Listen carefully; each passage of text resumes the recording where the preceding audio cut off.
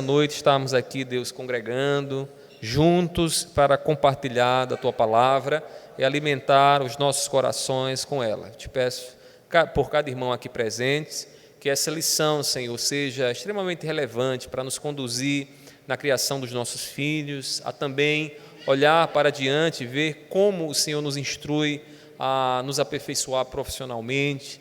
E eu te peço, Pai, abençoa cada vida aqui, tenhas misericórdia também de mim. Reconheço a minha dependência, Senhor. Se não for o Senhor, nada posso fazer, e é por isso que eu clamo, teu socorro, teu auxílio. Ajuda-nos, assim eu te peço, já te agradeço, em nome do teu Filho amado Jesus. Amém. Amém. Vamos ainda abrir a Bíblia, e de pé, né? Provérbios, capítulo 3. Provérbios, capítulo 3, do versículo 13 ao 18, você que está acompanhando também aí pela internet. O tema hoje da nossa revista é a preparação para o trabalho, né? Então a gente vai trabalhar esse tema aí que é muito oportuno para nós, né? Então vamos ler lá Provérbios, capítulo 3, versículos 3 a 18. Diz assim o texto sagrado, meus irmãos: Feliz é quem acha a sabedoria, feliz é aquele que alcança o entendimento, porque o lucro que a sabedoria dá é melhor do que o lucro da prata, e a sua renda é melhor do que o ouro mais fino. A sabedoria é mais preciosa do que as joias, e tudo o que você possa desejar não se compara com ela. Em sua mão direita ela oferece vida longa, e na sua mão esquerda ela tem riquezas e honra. Os seus caminhos são caminhos agradáveis, e todas as suas veredas são paz. Ela é árvore de vida para os que a alcançam, e felizes são todos os que a retêm. Que Deus aplique sua palavra. Os irmãos podem se assentar, fiquem à vontade. Meus irmãos, nós hoje trabalharemos sobre a preparação para o trabalho, e aí nós vamos primeiramente aqui entender a importância da qualificação para o trabalho, né? É importante que estejamos preparados para o mercado de trabalho, e a preparação que qualquer pessoa, independente da situação econômica, financeira que ele vive, ele pode ter se qualificando, estudando um pouco mais. Então a gente vai tocar nessa questão do estudo, e a gente vai ver também aqui, eu queria mostrar, embora não esteja na lição, como essa questão da educação, no decorrer do tempo, ela vai ganhando outro foco, né? A gente olha lá para o período da Idade Média, na história, e a preocupação em relação à educação era uma preocupação religiosa. Então, se estudava a fim de encontrar a verdade, e aí viver na contemplação da verdade, na busca e no encontro da sabedoria. No decorrer da história, isso vai mudando, e aí com a chegada da Revolução Industrial, e aí a questão das especializações, isso foi demandando outra razão para o estudo. Inclusive, esses dias eu estava refletindo sobre um padre, né, que ele foi o reitor de um seminário chamado Hugo de São Vítor, e na pedagogia de Hugo de São Vítor é interessante porque você percebe uma outra perspectiva sobre o propósito do estudo. Às vezes você vai para a universidade, eu lembro quando eu fiz o meu curso de administração, e aquela coisa era, você tem que estudar para você passar num concurso, se estabelecer bem, ter uma vida confortável e morar na praia. E detalhe, todo mundo pensava assim, ninguém pensava diferente disso, né? E aí você percebe que a motivação está muito distante de uma motivação que deveria ser uma motivação da glória de Deus. O que deveria ser consequência acabou tomando o lugar, né, do fim, né? A questão de ter uma vida confortável, viver bem, é consequência, né? Consequência de algo maior, de uma motivação maior que deve estar no trabalho. Então, o estudo, no decorrer do tempo, ele vai sofrendo essas influências, E hoje, quando as pessoas dizem, a gente ensina os nossos filhos, né, como eles devem estudar, por que eles devem estudar, às vezes eu me pego até dizendo isso aos meus filhos, né? Olha, se você não quer viver aperreado, estude, né? Financeiramente, você quer ter condições de comprar o que você deseja, tem que estudar. E aí a gente está dizendo isso e às vezes a gente não se pega que a gente está dando um motivo que não deveria ser o motivo maior, né? É verdade que a gente vai receber como consequência do estudo tudo isso, mas não é a razão maior. Então a gente vai ver primeiramente essa questão aí do estudo, a importância e a necessidade do estudo. No segundo ponto, nós iremos ver, aí entra o nosso papel como pais, como avós, como tios, no ensino, né, dos nossos filhos, no incentivo dos nossos filhos a uma formação, né, terem uma formação. Eu lembro que quando eu estava lá em Macaparana, ainda na Idade Média, no ensino médio, né, no ensino médio, o que é que acontecia? O pessoal terminava o ensino médio e dizia assim, agora eu terminei meus estudos. Não era assim? Terminei meus estudos.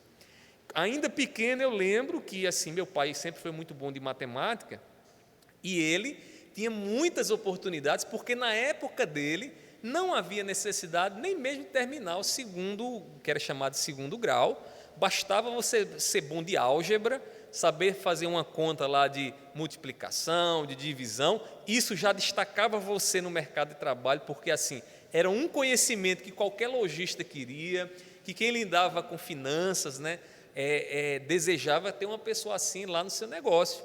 Mas hoje, imagine você só saber fazer conta de matemática hoje, você está muito para trás, porque a demanda que a sociedade, né, e que o mercado de trabalho requer, é uma demanda que vai para além. Hoje você tem um nível superior, já não é lá essas coisas não, né? Então, se você só tem lá uma formação bem pequenininha, né, você já está aí um pouquinho atrás aí. E detalhe, eu digo isso, mas nunca é tarde para a gente correr atrás e se especializar, estudar um pouco mais, né? Então, a gente precisa dar formação aos nossos filhos. Eu acho que essa é a maior herança que a gente pode deixar aos nossos filhos. Ensiná-los a estudar, a ter uma formação para que eles possam, eles mesmos, manterem a sua vida. Então, nós iremos ver aqui nessa segunda parte da lição os estímulos que nós podemos dar aos nossos filhos e também iremos aqui tratar sobre a orientação. E, por fim, na última parte, nós iremos tratar sobre a divisão do trabalho em profissões. E aqui nós iremos entender que é extremamente importante a gente entender qual a vocação que nós recebemos da parte do Senhor. Deus, Ele deu a cada um de nós o quê? Uma vocação. E quando a gente fala de vocação, eu sei que às vezes a gente associa, não, vocação tem a ver com aquilo que o pastor, alguém que vive numa comunidade religiosa tem, né? E não é isso. Todos nós recebemos da parte de Deus uma vocação, algo que somos capazes de fazer e que, dentre outras pessoas, nós nos destacamos naquilo que fazemos. E quando nós encontramos, então, essa vocação, né, a gente percebe que tudo mais vem a reboque. Eu pude perceber, me descobrir na minha vocação, quando eu tive que passar um período estagiando num banco.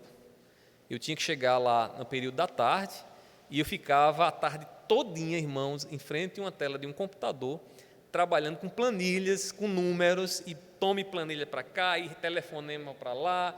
Meus irmãos, primeira semana, tudo novo, descobri. Depois que eu dominei aquilo ali, eu digo, que trabalho chato. Eu seria a pessoa mais infeliz da face da terra se a minha profissão fosse aquela para o resto da vida.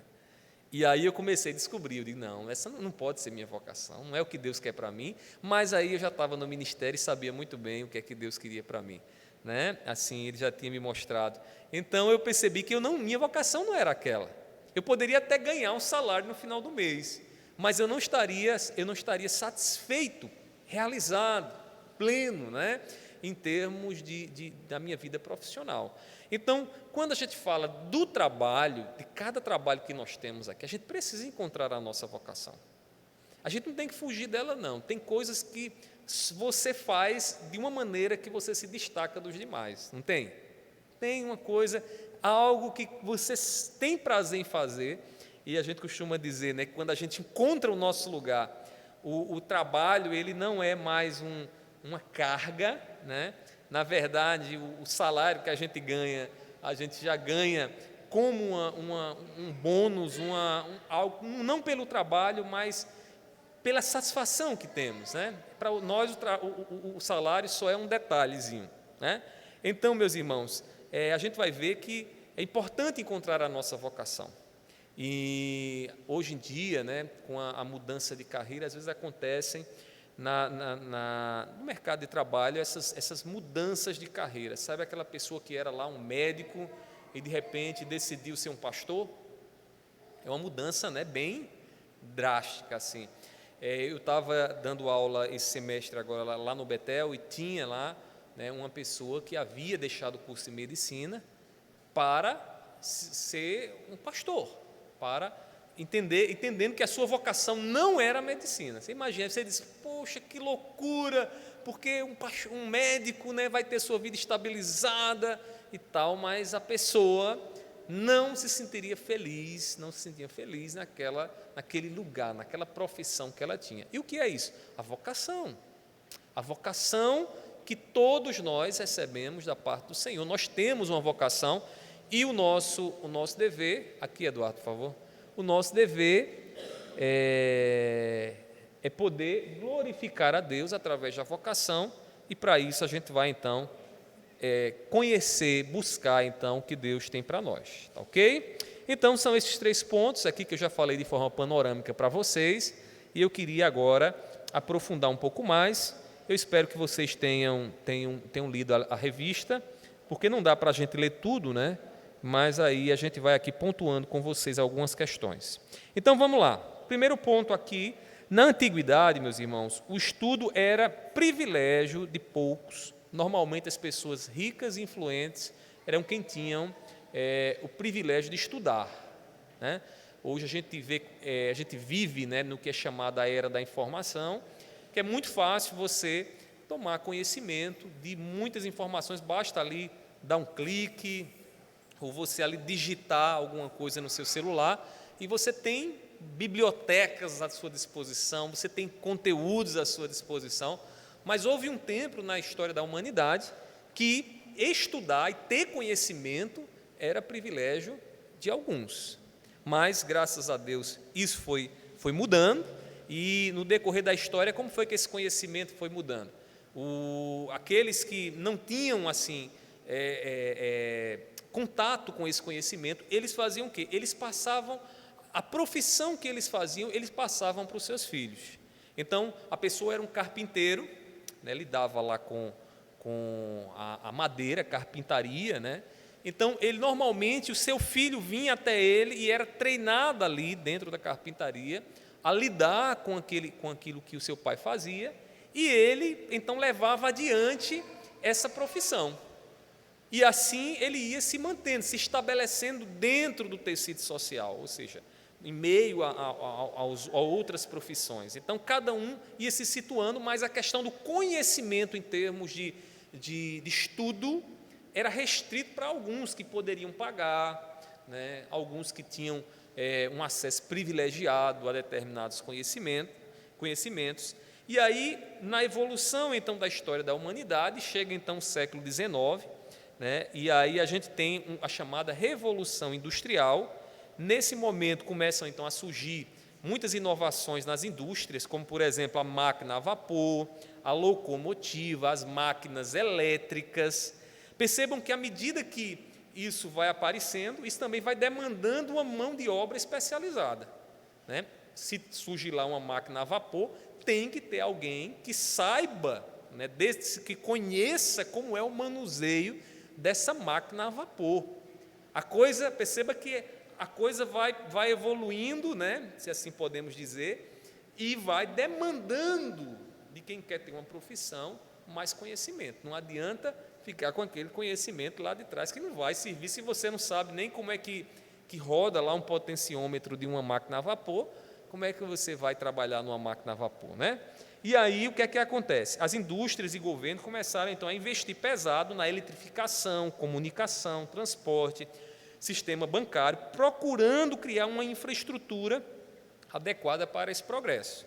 Nesse contexto, o que é que acontece? A educação ela também ganha uma importância cada vez maior e até chegar a ser vista como um investimento necessário à expansão da economia e como um elemento indispensável à estruturação de uma sociedade. Então perceba, essas máquinas, essas tecnologias vão aparecendo e aqueles que estão no poder, então eles veem que é importante investir na educação, a fim de que esse investimento ele possa contribuir com a sociedade com pessoas mais especializadas, é uma sociedade que vai produzir mais, é uma sociedade que as pessoas vão estar mais envolvidas, vai produzir mais riqueza, e aí a gente percebe isso então no decorrer da história aí da sociedade. Aí a gente consegue entender, por exemplo, hoje, por que há uma preocupação, né, nas escolas públicas, o investimento, né, em escolas públicas que possam dar uma formação de base, né, boa, pelo menos deveria ser assim, né, infelizmente não é assim, não é isso que a gente vê. Então, é importante essa formação para a sociedade como um todo, porque imagine só, aqui usando esse tempo que a gente está vivendo, passou 2 anos com as crianças tentando estudar em casa de forma online. Meus irmãos, esse gap aí, esse espaço aí de tempo, né, em que a coisa foi tentando se adequar a esse problema da pandemia, meus irmãos, essas crianças elas vão lá na frente, quando chegarem lá que no ensino médio, que começar a demandar delas determinados conhecimentos básicos que elas deveriam ter aprendido nessa fase da vida delas, o que é que vai acontecer? Elas não vão ter, irmãos, infelizmente, né? Muitas, inclusive, estão passando aí, meu irmão trabalha na prefeitura, tanto daqui de João Pessoa como lá de Cabedelo, e ele disse nas reuniões, né, a questão é, não pode reprovar ninguém, não tem como o sistema ter essa reprovação, porque isso vai gerar um problema, um gargalo que vai complicar tudo. Então, o aluno vai lá, ele deveria fazer o quê? 10 questionários, 10 provas, ele faz lá um trabalho manuscrito e envia para constar que ele ali teve uma certa formação. E aí, o que é que acontece? Ele pensa que está tudo legal, né? Não está. Ele deixou de aprender um bocado de coisa. E o que é que vai acontecer? Lá na frente vai vir a demanda. Lá na frente, se ele não correr atrás, se ele não tiver pais, entendam bem isso, pais que entendem a necessidade do estudo, a importância do estudo, o que é que vai ter? Vai ser uma pessoa que vai estar perambulando, tentando encontrar um trabalho, não vai encontrar. E detalhe, é porque não tem? Não, muitas vezes é porque ele não tem as capacidades para assumir aquilo que o mercado está demandando agora. Então, é uma coisa que requer o quê? Estudo. E ele, em algum momento, travou aí no seu desenvolvimento profissional por conta, né, de um período que viveu. Então, aqui, eu digo para vocês o seguinte, meus irmãos, eu sei, aqui tem alguns que têm netos, têm filhos, né, corram atrás, estejam mais juntos dessas crianças para ver o que é que quais são as deficiências delas, para que a gente possa tentar sanar esse buraco que ficou aí, viu, meus irmãos? Porque, senão, lá na frente, a coisa vai ser bastante complicada, né? Eu falo para as crianças, mas todos, né? Porque não só parou as crianças, né? Mas todos, né? Paramos, a gente teve que se adequar, né? Até nos seminários a gente teve que se adequar a essa questão online e tudo mais, mas a gente precisa correr atrás, a gente não pode parar, porque senão a gente vai ter lá na frente aí problemas, né, com relação aos nossos filhos e às nossas famílias. Na medida, meus irmãos, em que as empresas elas foram sendo aperfeiçoadas, se tornou cada vez mais necessária a formação de mão de obra especializada. O que é uma mão de obra especializada? Alguém que saiba fazer aquele serviço específico. Me permita aqui o exemplo, o irmão João, por muito tempo foi mão de obra especializada nas construções, porque ele trabalhava com o quê? Com pedra, né? Pedra. Então, alguém queria saber como é que corta uma pedra, como fazer lá uma calçada de pedra. Ia procurar quem? Ele.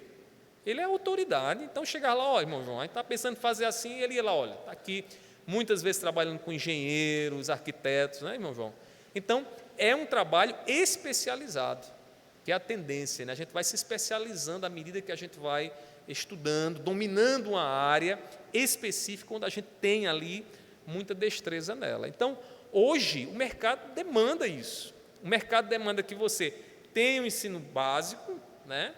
Tenha uma especialização, para que você possa aproveitar as oportunidades que o mercado tem a dar. As crianças, elas precisam aprender a ler, escrever, fazerem contas, né? E aí, quando elas se tornam adultas, elas se engajam, então, no comércio e profissões, na industrialização, na indústria também, secretarias, auxiliares de escritório, balconistas, né, operadores. Então, as empresas elas vão exigindo essa mão de obra, e essa mão de obra vai sendo especializada a fim de atendê-las. Aí, quando a gente chega aqui no contexto do Brasil, no ano de 1960, né, quem conseguia concluir a quarta série, olha que coisa interessante, quarta série do ensino fundamental, era uma pessoa que já tinha estudado bastante. Você imagina, isso era na época dos meus pais. Então, ele sabia muito de álgebra, né? Então, ele era alguém que já estava assim com um potencial, já podia dizer assim, entre aspas, terminei meus estudos. Hoje em dia, irmãos, se você disser, só sei de fazer conta de mais, de menos, você vai sofrer, né? Pelo menos para encontrar um trabalho. Agora, deixa eu fazer aqui uma observação, irmãos. Eu sei que a gente está falando aqui no contexto do estudo, mas às vezes a gente tem algumas coisas que a gente faz, um trabalho, né, que a gente desenvolve, que não é um trabalho manual, é um talento, né, uma vocação para determinado trabalho artesanal, né, que não necessariamente demanda um conhecimento específico, no sentido de adquirir esse conhecimento na academia, numa escola, né? Tem pessoas, por exemplo, eu vou dar um exemplo aqui do que eu faço, né? O trabalho que a gente faz com couro, né? A gente trabalha com couro, com pirografia, é um trabalho que desde o período da Idade Média já se trabalhava, é um trabalho artesanal, que não precisa você fazer uma especialização, se bem que tem especializações para quem trabalha com couro e tudo mais, para você fazer aquilo ali. E que eu tenho condições de, dentro do mercado de trabalho, prestar algum serviço, prestar algum trabalho a partir daquilo que a gente faz. Então, assim, o conhecimento é o caminho ordinário, porque nem todo mundo é tão talentoso para fazer um trabalho aí de artesanal. Então, o caminho ordinário é o quê? É o estudo, é a especialização, e a gente não pode parar. Então, deixa eu dizer uma coisa, tira da cabeça de vocês e da cabeça dos filhos de vocês essa história de que eu terminei de estudar. Mariana, esses dias, chegou para mim e disse, ô papai, o senhor nunca para de estudar, não, é? Porque para de estudar no sentido de, quando é que o senhor não vai mais querer saber desses livros, não vai mais querer saber disso? Eu disse, minha filha, a gente nunca para, né? Então, quando a gente diz, parei de estudar, você vai ficar ali estagnado, e a tendência é que o tempo e as demandas, né, da própria sociedade vá colocar você ali mais escanteado. Isso não é bom, né? Isso não é bom. Então, meus irmãos, já na década de 90, o que é que acontece? Quando as pessoas diziam que concluiu os estudos, isso geralmente significava ter terminado o ensino médio. Então, perceba, quarta série, ensino médio.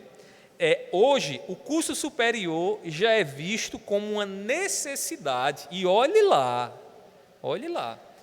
A gente conhece pessoas que já terminaram, têm um ensino superior e estão desempregadas, né? Inclusive, essa semana a gente conversava com uma pessoa que está numa situação dessa. Terminou o curso superior, mas está desempregado, não tem trabalho, né? Então, é óbvio que existem outras razões, mas ter um nível superior já não é mais suficiente. Nos últimos anos, o surpreendente e rápido desenvolvimento da tecnologia da informação, por meio de computadores, máquinas de fax, telefones celulares, e-mail, internet, tem gerado uma necessidade cada vez maior de formação especializada. Então, o contexto tecnológico tem também aí demandado da gente uma certa especialização. Como se não bastasse essa revolução educacional, há o fenômeno também chamado de analfabetismo funcional. Eu pude experimentar isso antes de ir para o seminário. Eu achava que eu sabia ler. Quando eu cheguei no seminário, que a demanda de leituras era bem maior, então eu percebi que eu não sabia ler, não. Eu lia as palavras, conseguia dizer as palavras, mas não conseguia estabelecer a lógica da coisa, né? Achava até que talvez tivesse uma certa dislexia, alguma coisa desse tipo aí, alguma doença neurológica, mas era dificuldade mesmo de entender, de conseguir abstrair ali do texto, numa leitura, uma ideia. Eu tinha muita dificuldade com isso, irmãos. Mas aí tinha que ser, como a gente diz no popular, na tora mesmo, eu tinha que aprender aquilo ali. E foi que eu tive que correr atrás, lendo, passei muito tempo buscando livros que me informassem como aprender a aprender, porque eu tinha dificuldades com essa questão da aprendizagem. Hoje não, graças a Deus, assim, a gente já tem uma certa... a minha vida é leitura, né? O pastor ele vive lendo direto, não tem como, né? Enquanto alguns leem por diversão, assim, o pastor ele tem por obrigação estar lendo sempre, né? Se atualizando, preparando mensagens, estudos, então a gente está lendo sempre. Mas aí tem a questão do analfabetismo funcional. E isso é uma coisa muito sutil. Você pode até terminar um curso superior, não sei se Pedro já encontrou algum concluinte de nível superior que tem dificuldades com relação a isso aí, principalmente dentro da sua área, né?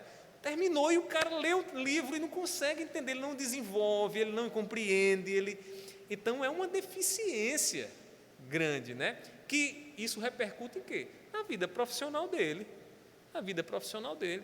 Vai escrever lá uma carta, um ofício, e ele não sabe como ajustar as palavras ali, como comunicar, o que aquilo ali demanda. Então, isso aí faz parte aí, né? É uma consequência desse analfabetismo funcional, que a gente lê as palavras e frases, mas não sabe bem, né, o que é que está dizendo ali, como aquilo ali se liga uma coisa na outra. Então, a gente tem que buscar correr atrás disso.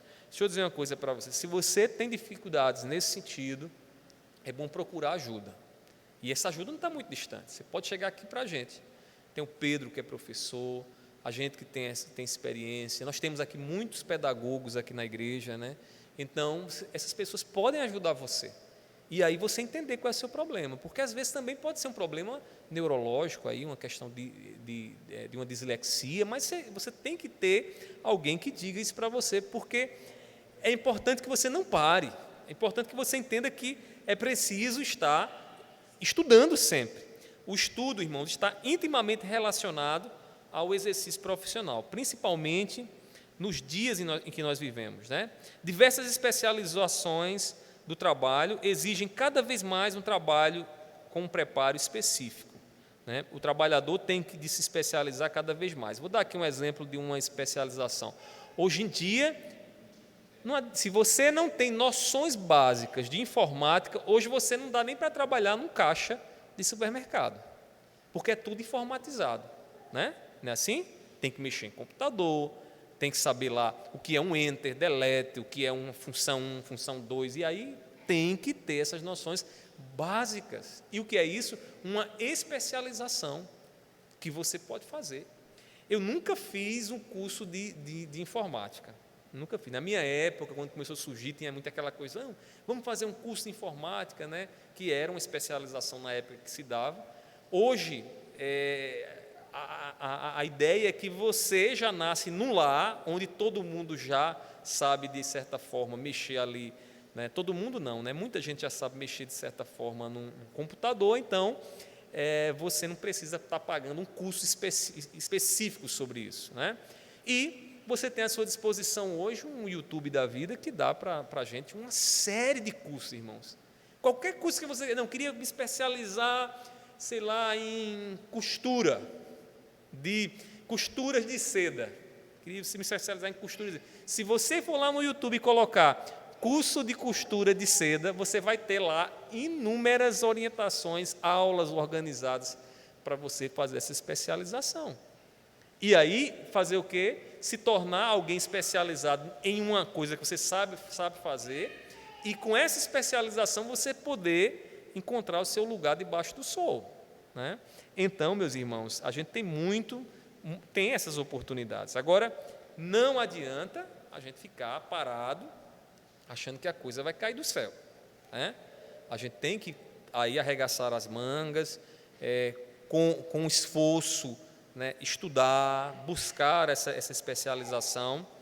Há alguns anos, meus irmãos, bastava que um determinado funcionário fosse formado em eletrônica, né? Até um termo estranho, eletrônica. Eletrônica lembra a gente aquelas pessoas que mexem consertando eletrodomésticos, né?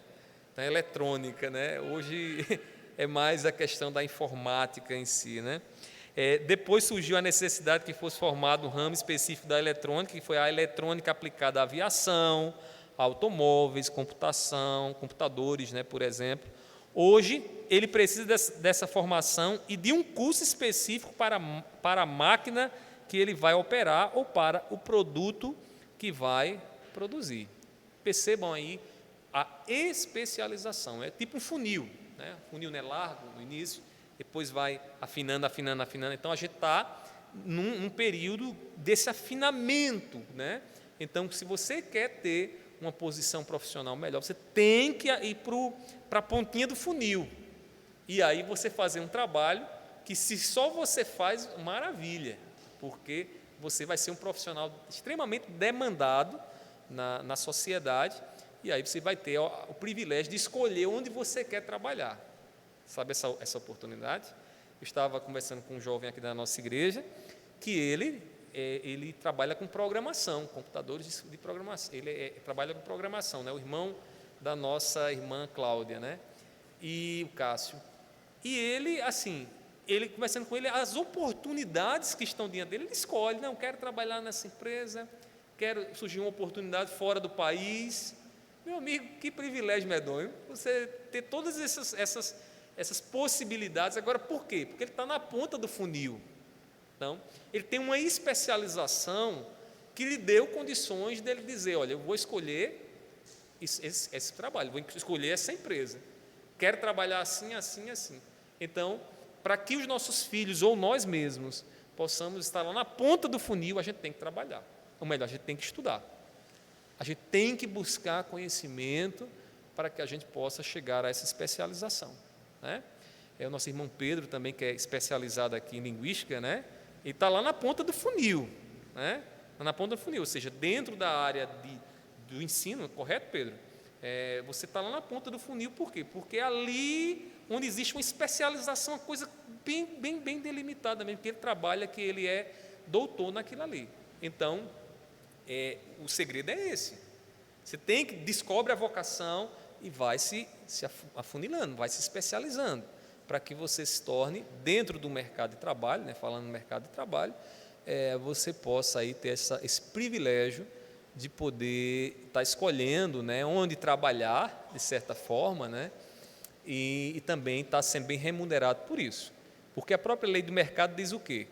Quanto maior a demanda, né, mais caro é o produto, né? Então, se seu serviço há uma demanda grande demais, só tem você, então certamente vão pagar mais pelo que você faz. Então, fica aqui a deixa para a gente não parar, tá bom? Para a gente não parar. E se você já tem uma idade, mas eu já estou, sei lá, não tenho mais esse ânimo, meus irmãos, não deixe de sonhar, né? A vida deixa de ter, perde sua beleza quando a gente deixa de ter projetos, quando a gente deixa de olhar para diante com esperança, né? Então, nunca deixe morrer, não. Olhe para diante, veja as possibilidades de um conhecimento novo, de uma área nova, de estar ali se maravilhando com tanta coisa grandiosa que Deus fez, que você ainda não conhece, quantas coisas maravilhosas Deus fez, e você não tem noção ainda, mas estão diante de você, e se você buscar conhecer isso, você vai ter o deleite, o prazer desse conhecimento. Então, especialização, meus irmãos, é muito importante. Até aqui tudo tranquilo? Alguém gostaria de fazer alguma pergunta? Alguma participação, Pedro? Uhum.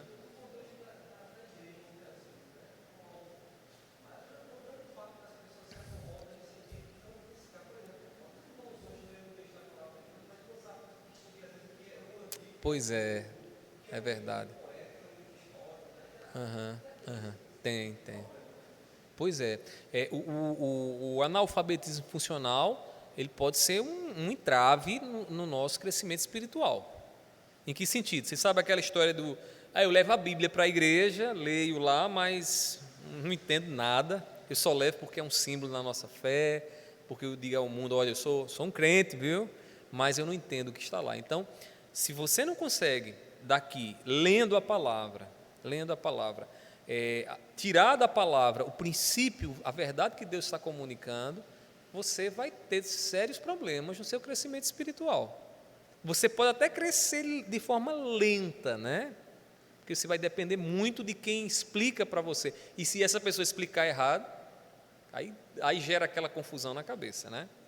Às vezes o que me preocupa é que, em meio a esse analfabetismo funcional, Pedro, tem pessoas que procuram um meio fácil para isso. Eu vou dar um exemplo aqui para vocês. Às vezes eu chego na casa de algumas pessoas, está lá a pessoa com um radinho ligado, certo?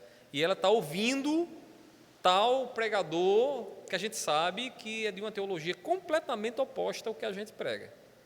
Mas ela consegue entender aquilo ali, está entendendo? O que ela não consegue é compreender a Bíblia, mas o que aquele homem está falando, ela compreende, né?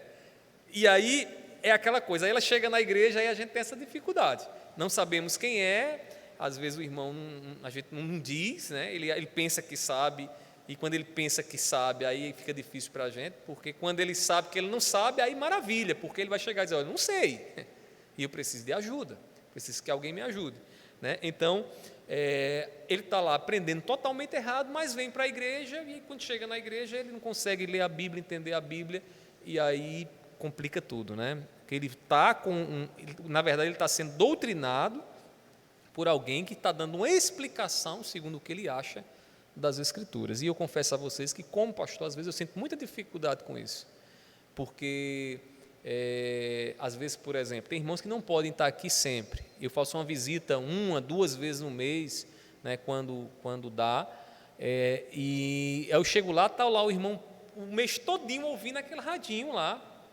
E aí, quando eu vou falar, o irmão já está doutrinado pelo pensamento, e aí eu tenho que tentar corrigir uma coisa ou outra ali, olha, irmão, não é aqui, não é assim, tal. Então, acontece muito isso, né? Por que a gente tem dado essa oportunidade dos cultos, né, serem online, essas gravações que ficam lá? Porque agora o irmão tem a possibilidade, não, eu não vou escutar o rádio fulano, vai para o canal da igreja, escuta lá, deixa rodando lá, né?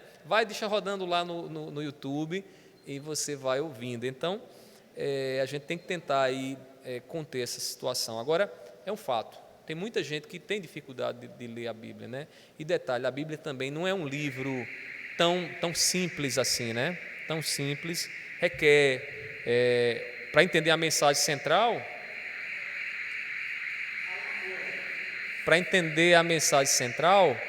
a gente tem o Espírito Santo, a mensagem do Evangelho é muito clara. Agora, tem algumas coisas bem específicas na palavra que requer o mestre, né? Requer o mestre ali do lado para ensinar, para instruir, tá bom?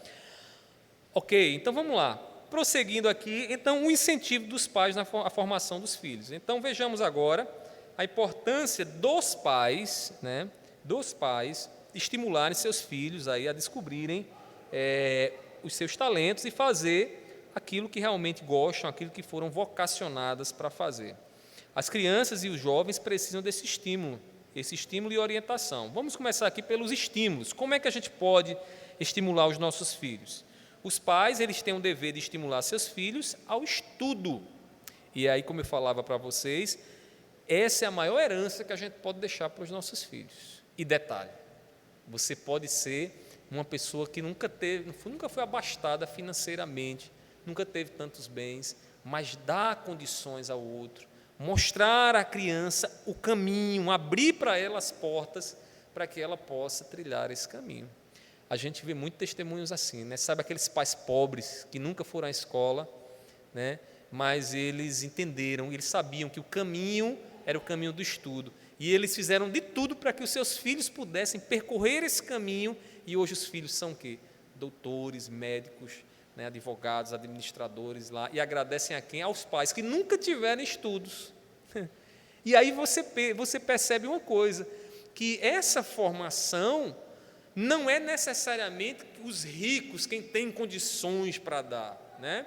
É uma coisa que, se você abrir os olhos e pedir a graça de Deus para orientar, você será capaz de instruir os seus filhos no caminho para que eles possam, né, se situarem profissionalmente. Então, isso é muito importante.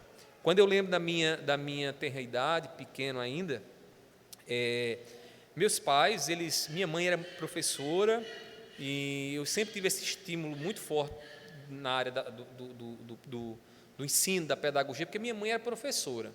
Mas assim, minha mãe era professora, mas extremamente ocupada. Ela não parava assim com a gente, vamos ler com vocês. Ela não fazia isso.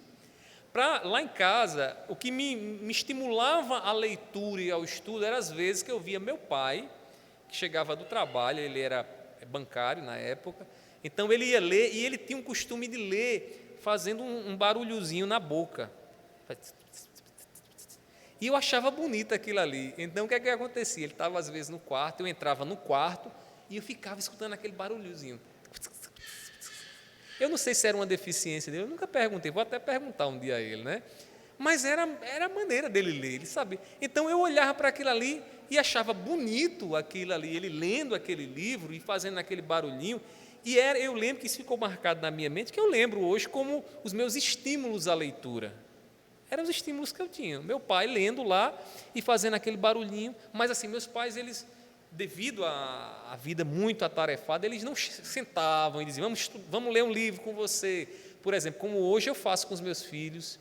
Eu diria até que Mirelle faz mais do que eu nesse sentido assim do ler lá aquele livro em voz alta com eles e aquela maneira da contação de história.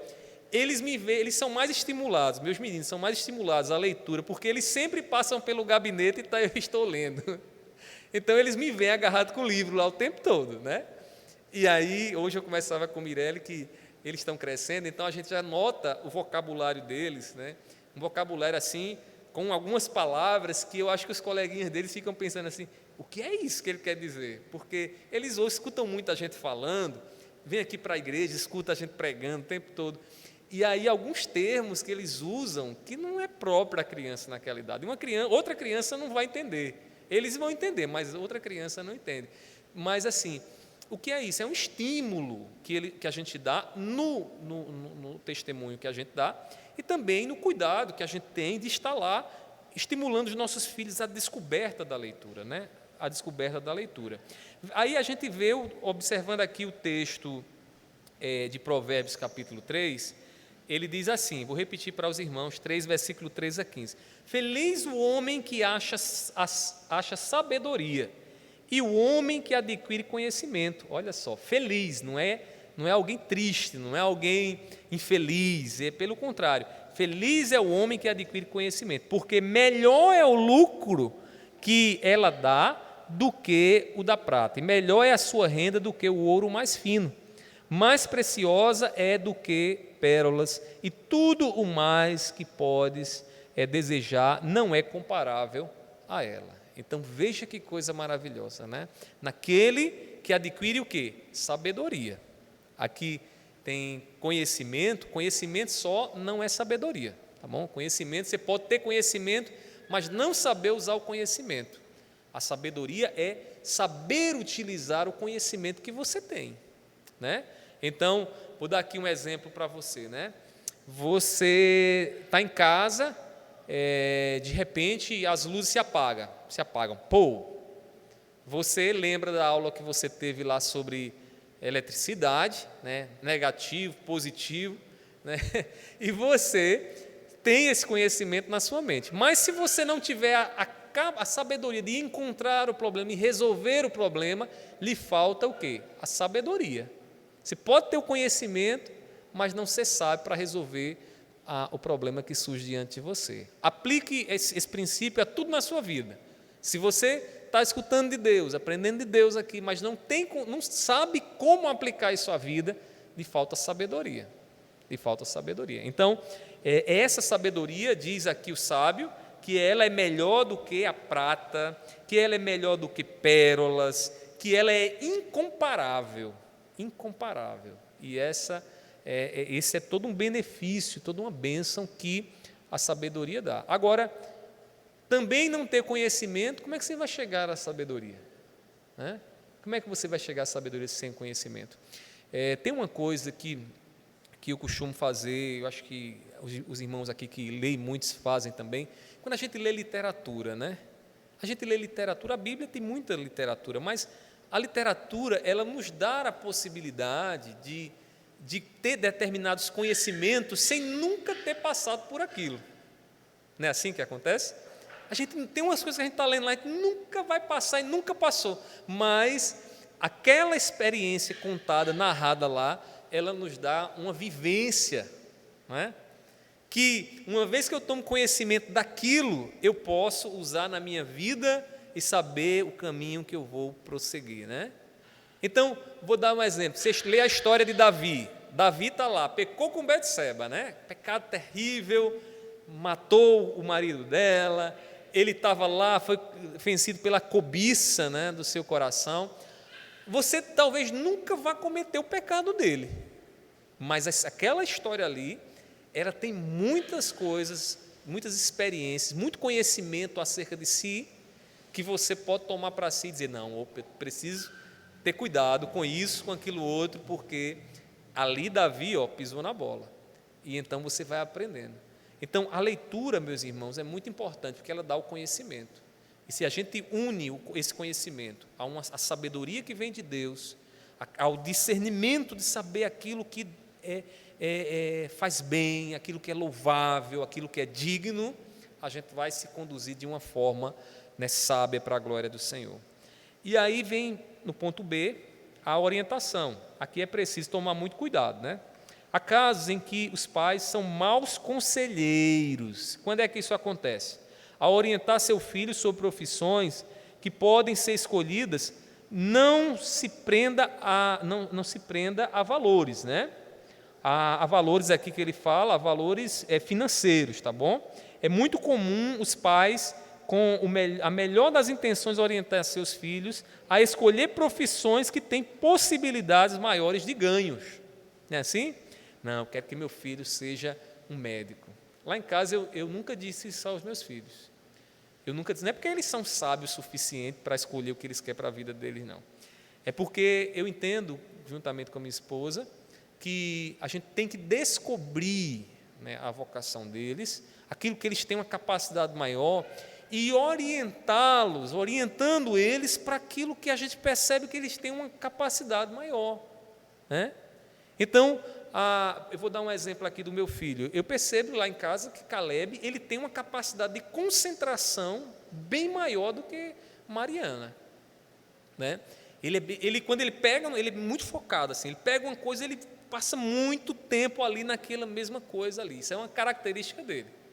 Então, a gente como pai, o que é que a gente faz? A gente observa essas coisas e na orientação dos nossos filhos, a gente vai percebendo como canalizar isso para a vocação dele, para aquilo que Deus deu para a vida dele. Porque às vezes acontece o seguinte, eu já vi muito isso, o pai é um frustrado numa área determinada e ele projeta a frustração dele, para vencer a frustração dele, na formação do seu filho. Então ele quer que o filho seja um médico, não é porque o filho tem essa capacidade, é porque ele nunca foi e ele quer que o filho seja. E aí o que é que acontece? O menino às vezes não tem vocação com isso, o menino tem vocação para ciências da informação. O negócio dele é lidar com organização de informação, não tem nada a ver com lidar com sangue, com gente. Então os pais, eles têm que estar atentos a essa inclinação que está lá nos seus filhos, Caleb tem uma capacidade muito grande de coordenação motora, inteligência espacial dele também é muito boa, mas ele tem um problema também, que é uma limitação que a gente está trabalhando, que é a questão da leitura. Ele tem um probleminha com leitura, às vezes é muito lento para compreender algumas coisas. Já a Mariana é o contrário. Então, a gente está percebendo, e vocês que têm filhos, netos, a gente tem que observar isso aí para a gente poder conduzi-los, né, no caminho que Deus tem para a vida deles. E aí, uma vez que eles encontrem o caminho deles, né, aquilo que Deus tem para a vida deles, pode ter certeza, meus irmãos, que o reconhecimento vem como consequência disso. Lá em casa, quando meu irmão Michel e Charles disseram que ia ser músico, a casa quase cai, né? Vão passar fome. Viver a vida toda tocando músicos, quem já viu? Né? Não, profissão boa é profissão lá, vão ser um advogado, vão ser um engenheiro, vão ser um médico, essas ideias, né?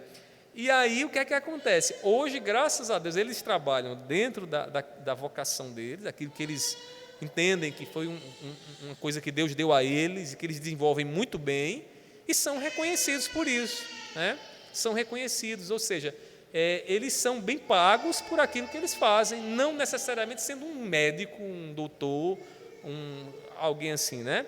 Então, a gente tem que saber canalizar aí as coisas para os nossos filhos. E eu estou falando aqui, também entendam, né? No contexto ideal, a gente sabe que a vida não é tão perfeitinha assim, um caminho reto. Às vezes a coisa está indo tão bem, daqui a pouco dá uma mudança drástica e aí muda tudo. Tem que trabalhar, tem que ter outra profissão, né? E aí faz parte da vida, né? Pedir graças a Deus para a gente poder dar aos nossos filhos, né, a possibilidade de um caminho menos tortuoso, se assim podemos dizer. Diga, Marconi. Uhum.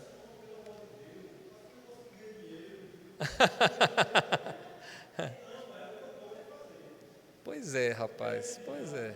Uhum. Tá terminando, né? Pois é aquela coisa, né? A gente fica naquela expectativa. Eu digo a Mirelle assim, Mirelle, será que vai ter algum médico na família? Vai ter alguém assim que cuide da gente na velhice, né? A gente fica pensando também no amanhã, eu e ela, né?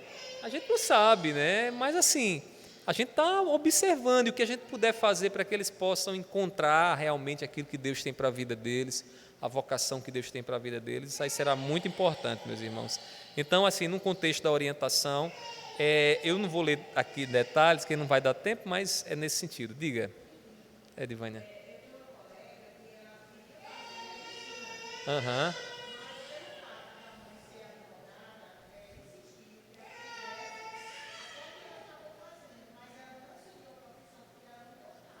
Pois é. Aham.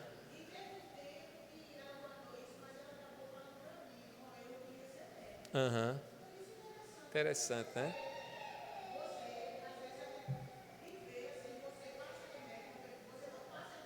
Aham.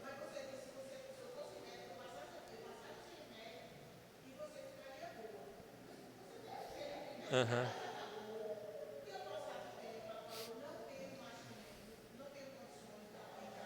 Aham. Aham. Sei, sim. Mas, assim, nutrição está dentro dessa área da medicina, né? Eu não tenho tanta informação, mas eu acho que está. Está dentro da área de nutrição, a parte dentro da medicina, né?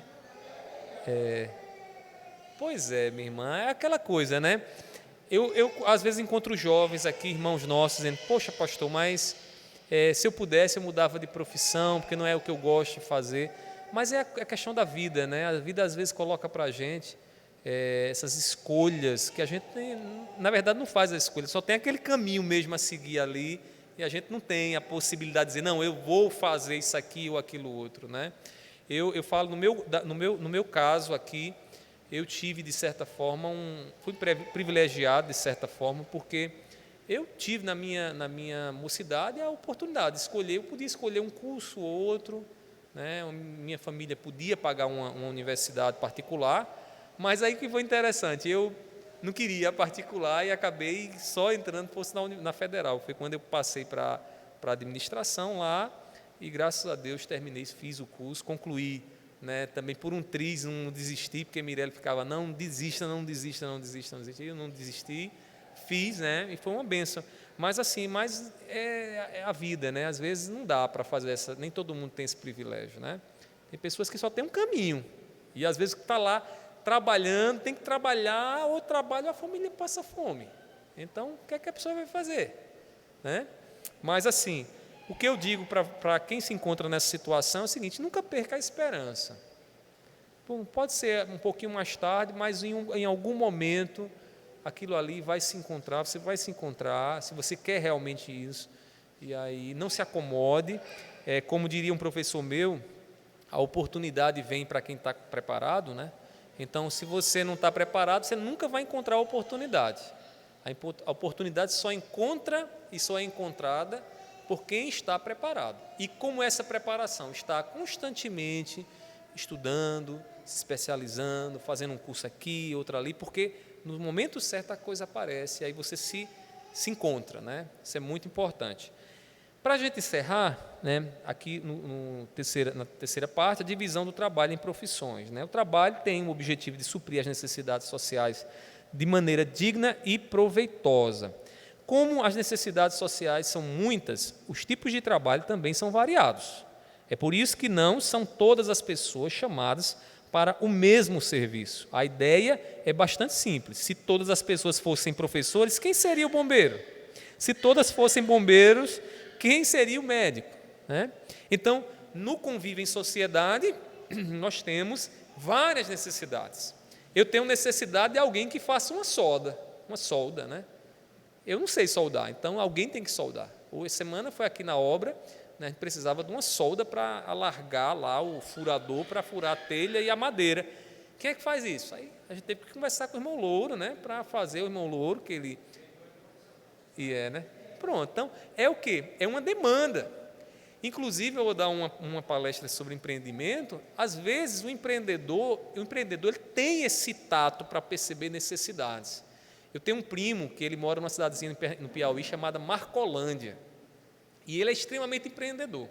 Ele hoje tem um grande comércio, ele vende daqueles comércios que vendem de tudo, né? Aquelas coisinhas pequenas de casa.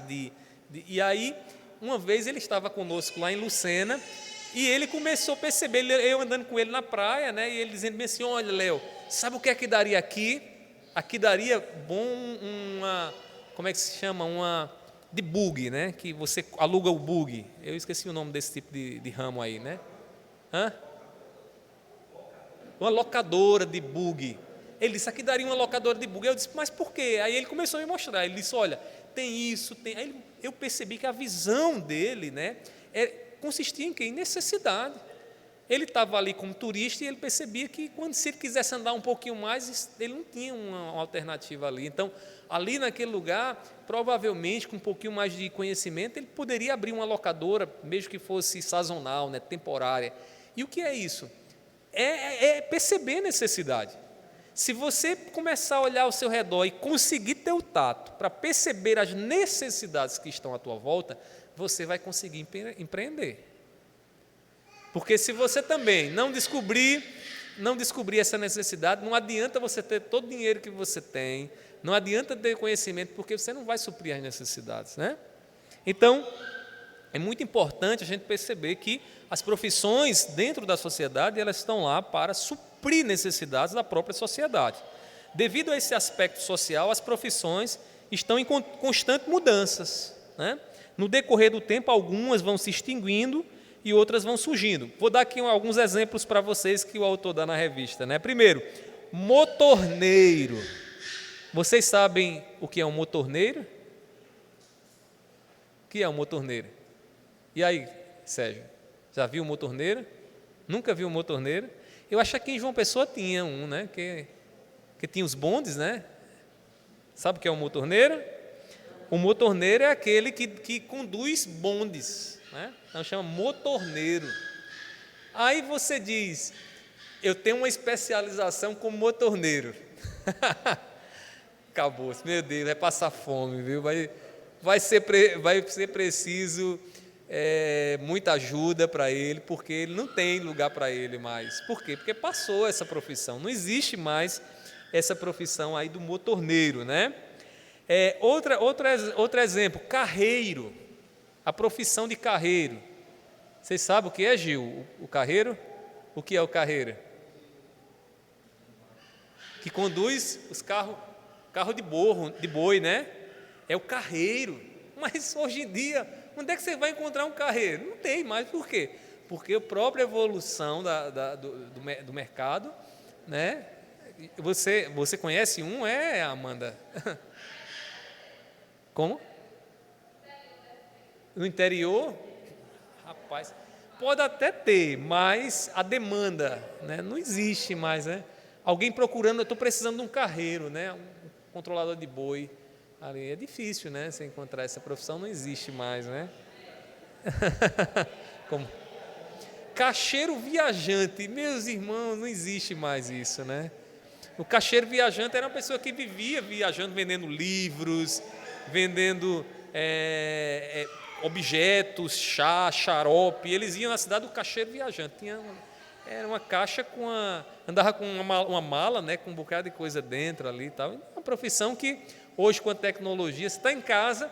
Hoje em dia eu não compro mais livro praticamente indo na biblioteca, na livraria.